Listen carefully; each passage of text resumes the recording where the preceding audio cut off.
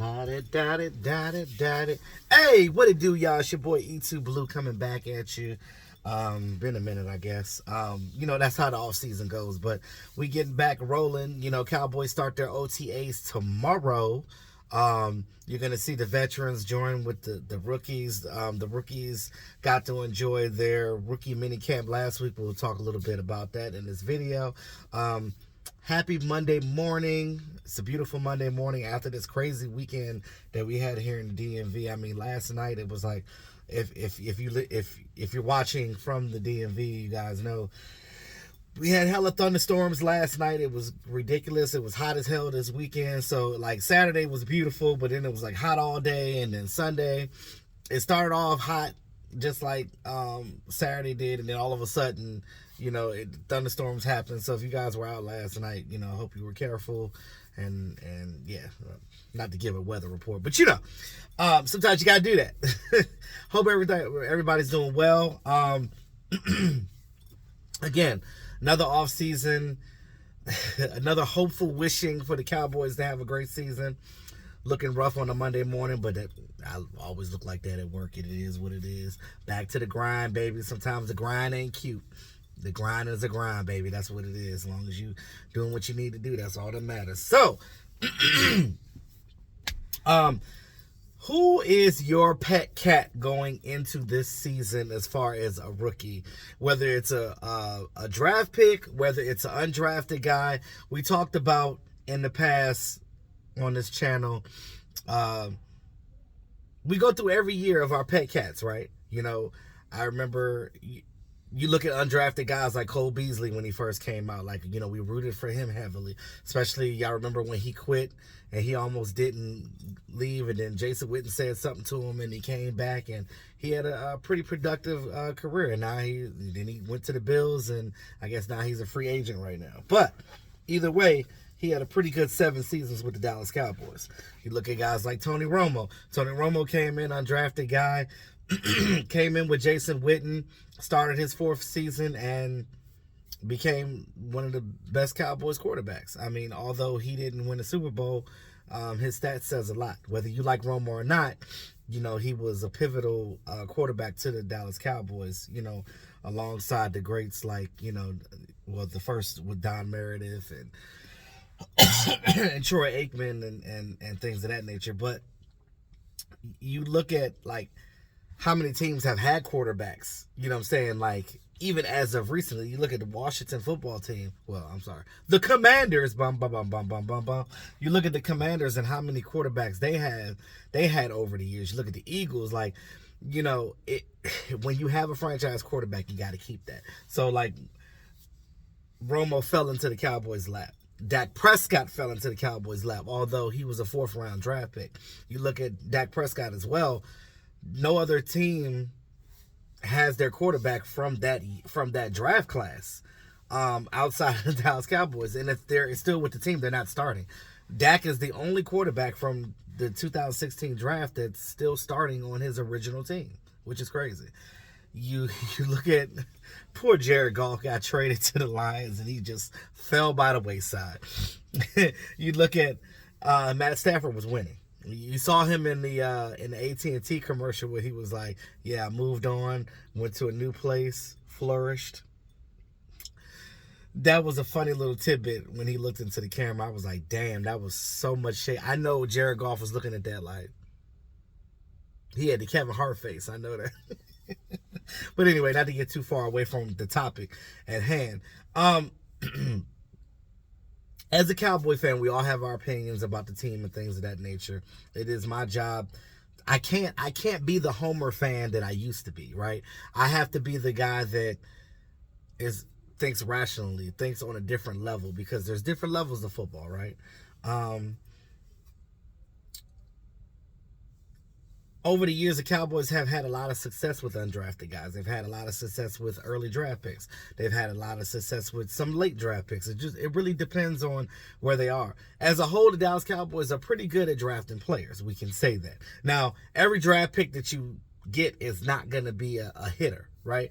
But I believe that this year, just by looking at, I know that it's, not padded, and I know the guys were out there by themselves, and the first practice was rough as hell because they didn't know what they were doing. That's just any rookie class. And then what sucks is the quarterbacks that they had out there were like walk-on guys. They're guys that probably would never play in the NFL. And these guys weren't accurate at all. So, you couldn't really get a good gauge on the offense and what they were doing in the passing game and things of that nature. But hopefully once OTA start and Dak and Cooper Rush get out there, they'll see what they're going to do. I miss Gary Gilbert. I wish they could bring him back. I like how he played with the Dallas Cowboys. He kind of like meshed with this team a little bit, and I really like that. But, wishes are wishes, right?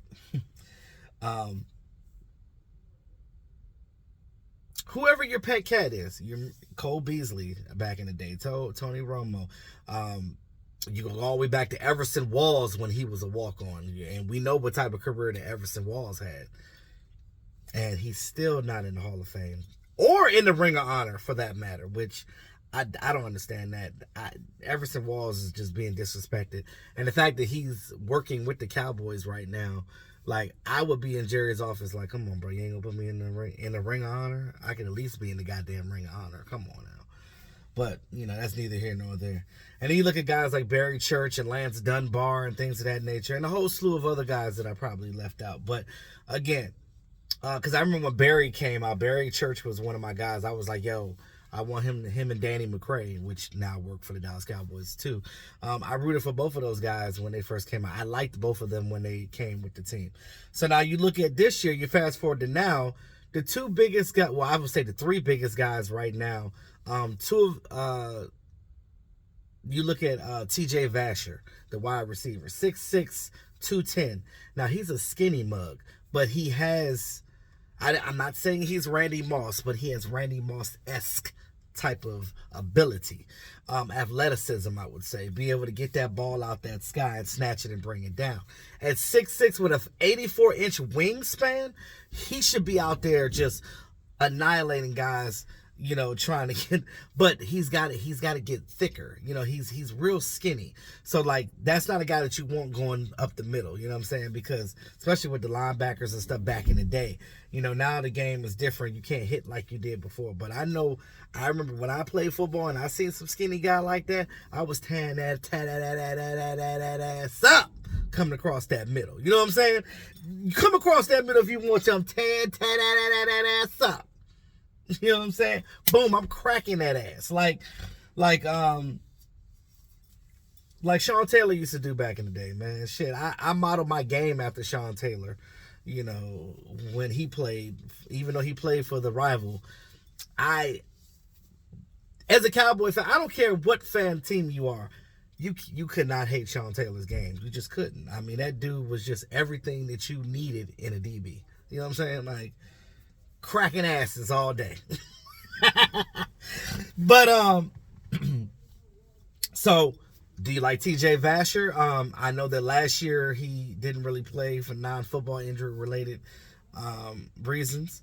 You look at this year, we have Marquise Bell, the safety out of A&M. So you look at him, the Cowboys think a lot of Marquise Bell. He fell in all 7 rounds of the draft. I don't remember why he didn't get drafted, but the Cowboys decided to make him a priority pickup undrafted wise. And now you look at Marquise Bell and you're like, okay, they gave him all this goddamn money, $15,000 bonus, and basically guaranteed money to be on the practice squad. So whether he makes the 53-man roster or not, it's almost like he's a lock for the practice squad because the way they paid him.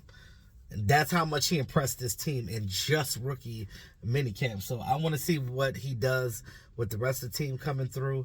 I heard that there was whispers about him being switched to linebacker because he has a linebacker size, and I'm just like, stop doing that to these young guys. Let them play their natural position and then let them roll in that and see how they progress. Like, I hate when the Cowboys do that. Like, they just want to switch a guy's position like that all the time. Don't do that. Stop doing that. Now, I will say this. If you like Marquise Bell, and I think that he's going to be a good guy, that was a hella steal. Glad the Cowboys giving him an opportunity because I want to see what he does with the rest of his team coming through. And then you have a guy like Big Cat. Big Cat, the defensive end.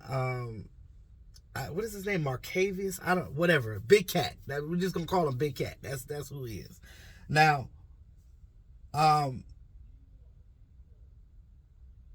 is that the guy that you're rooting for? Because that's another guy that the Cowboys, undrafted wise, was looking at heavy and gave some money to. So, let me know what you guys think about those guys. But I just want to get in real quick. What do you guys think about the Cowboys going forward as far as OTAs this year? What is your opinion on the tight end group? I think that they need to go ahead and get Dalton Schultz on a regular contract, get him off that franchise tag, because you can add even more money than what you have to add to that 13 mil that you have left over. The young guy, Jake Ferguson, that we drafted, I like him. The fact that he can block and pass catch, which is great because the Cowboys run 12 personnel all the time, 2 tight end sets. You got Dalton, and you can have him out there blocking, and then you can have him block and then come out in the flat to catch the ball. Outside of that, I need to see more from these guys, though. I'm not going to get fully excited. I'm not going to say our roster is better, and I'm not going to say it's worse because we don't know. You're not going to know until at least you get to training camp, or at least preseason, not even preseason, until the season starts. Let me get through the first 5-6 games of the season. Let's see where these guys go. You look at, I'll tell you one thing, they did get better at getting these guys in the middle as far as by getting Ridgeway and stuff like that, these big bulky guys in the middle, because you look at that 49er playoff game, we were getting ran on like shit. They were treating the Cowboys interior defense like it was just swap meat chicken, and they were just running through us like we was just punks. Now, we got our ends good. I like what I see with Sam Williams. You know, we still got Dorrance Armstrong. So, with, of course, DeMarcus Lawrence helping out. And then Dante Fowler. But that interior, right? I want to see more from Odighizuwa. So, because, you know, these guys are still progressing. They're getting better in their second and third seasons. Odighizuwa and Neville Gallimore. Neville Gallimore got hurt. But when he was in the game, remember, we were stout there. As soon as he came out, as soon as Brett Urban came out and got injured, like, we just got weak at that point. We didn't have big bodies in that middle. But you get Ridgeway out there. Hopefully he makes the team. You get Odighizuwa back out there. You get Neville Gallimore back out there. You get Quentin Bohanna back out there. Those 1 and 3 techniques, you get them in there and clog and contain. You got your ends. You know what our ends can do. And then you have Micah Parsons running around doing his thing as well. I'm looking to see more from Jabril Cox this year. I know he got injured with that ACL last year. Hopefully he's able to start with training camp. I know that your linebackers right now are Micah, Leighton, and Jabril. Those are your locks right now. Let's see who makes his team. Is Luke Gifford the odd man out? Is he going to make this roster this year? Is he clinging on to life? Because, I don't know, he may have an opportunity to stay only because Damone Clark's not going to play this season, maybe. And if he does, it's probably not going to be till December anyway. What does Devin Harper bring to you? I think that all of our draft picks have an opportunity to make this team because they fill a void. Because the way that the Cowboys drafted this year, they drafted to the need that they needed. And they filled the holes where they filled them. So it's almost like you kind of need these guys in a lot of ways. But let's see if they pick up any guys in free agency. Some veteran guys. There's a couple of veteran guys that I'm looking at that I would like them to go get. But, you know, Cowboys are just Cowboys. They do what they do, and they don't do what they don't do.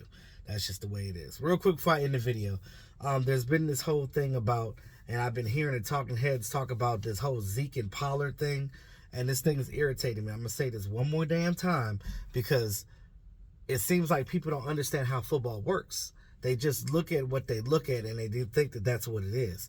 And sometimes I look at these analysts, and I'm like, didn't you guys play in the league? Don't you guys know how football works? You played the game. Why are y'all talking like y'all don't know what the fuck football is? Like, there's no way you're gonna sit here and tell me that Pollard needs to start over Zeke. Now, I can see a regular fan that don't know much about football, that just watches the game. I can see them saying that. But these analysts saying that makes absolutely no sense to me. Understand that Zeke and Pollard are two different guys. The reason why Pollard has higher numbers than Zeke is because when he comes in the game, he has one thing to do. He's running the ball. There's more than running the ball in this league. There's more than running the fucking ball. You have to pass protect. Zeke is one of the best guys in the league of pass protecting. Go back and look at the tape. He's bailed Dak out of a lot of situations where Connor Williams last year totally whiffed on the motherfucking defensive end, and he bust through that line and was right in Dak's face, and Zeke had to push that guy off for a second so Dak could get the ball off. So miss me with the bullshit about Tony Pollard needs to start over Zeke. You gotta be, it's not just running the ball. You gotta be able to guy. Don't get me wrong, I love Tony Pollard to death. Tony Pollard is a home run guy. Yes, he's going to get you more home run yards than Zeke. One, he's younger. Two, he's a different type of back. He's a scat back. Zeke is not that. Zeke is a bull rusher. Zeke is a guy that's going to... 3rd and 1, who are you giving the ball to? More than likely Zeke, because he's going to grind for that yardage, right? So if he's grinding for that 1 yard, of course his yards per carry is going to go down by math. I'm not the greatest at math, but common sense will tell you that when you look at statistics, you have to see who the players and how they're using them. The way that Zeke does, he's your bell cow. He's your grinder guy. And then Pollard is the guy that finishes it off. The guy that finishes it off always going to have more yards per carry. Always. But if you put Pollard in Zeke's position, he's going to struggle. And he's going to get stalemated every goddamn time because he's not the same type of back. So, stop disrespecting Zeke because he is a starter on this team. Whether you like it or not, that's where he is. The fact that he still gained 1,000 yards last season on a partial PCL tear, let me see y'all go out there and do that. Y'all be crying like shit. Oh, my PCL hurts so bad. Oh, shut the hell up. So before we start criticizing things, understand how football works and understand how the Cowboys played these two guys last year. Now, do I think that Pollard needs to get more touches? Hell yeah. He's a better guy to catch the ball out the flat than Zeke is. I give him that as well. And Pollard has a role on this team, and his role is to be that home run hitter. He's that guy to catch the ball out the backfield. And if it were me, I would stretch that shit out wide and put him at a wide receiver position and do some trickery where you're throwing the ball to him like as if he's a standard receiver in a set. That's how you can switch things up. You can do things like that in the playoffs. You can do that. You can treat him like a Deebo Samuel and put him in different positions. I'm just saying. But that's just where I'm at with that. But we'll talk more about that as we get along. I didn't want to make the video too much longer than it already is. But let me know what you guys think about what I talked about with the undrafted guys. Who's your pet cat? Do you think this team is getting better? Now, like I said, I'm not going to say yes or no because I got to see more. It's still the offseason. We haven't had the team fully together yet. Once I see the team fully together and see them mesh and do what they do, I know this defense is going to be all right. I do know that. I'm not worried about the defense. I think that Dan Quinn got that on lock. I'm just worried about, how this offense is going to function without Amari Cooper. Like, who's going to step up at receiver? James Washington? I got high hopes for James Washington because I look at James Washington as a guy that's going to replenish his career, coming back from, the Ben Roethlisberger era, him being injured and getting ball passes to Mason Rudolph and all that other crazy stuff going on that was over there with the Steelers. So we'll see what happens.